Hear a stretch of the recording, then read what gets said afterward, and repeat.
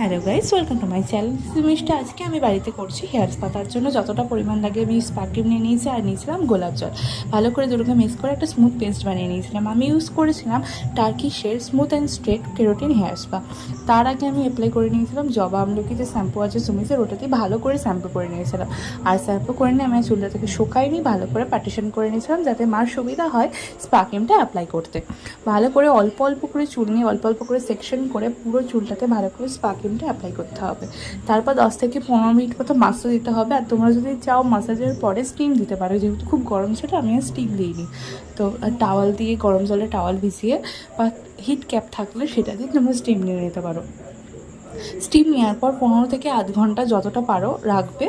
রাখার পর normal water দিয়ে ওয়াশ করে নেবে। চ্যানেলটি কিন্তু সাবস্ক্রাইব করতে ভুলো না, আর ভিডিওতে অবশ্যই একটা লাইক করে দিও প্লিজ। যদি ডিআইওয়াই হেয়ার স্পা দেখতে চাও অবশ্যই কমেন্ট করে জানিও। আর দেখো আমার চুলটা কতটা শাইন করছে।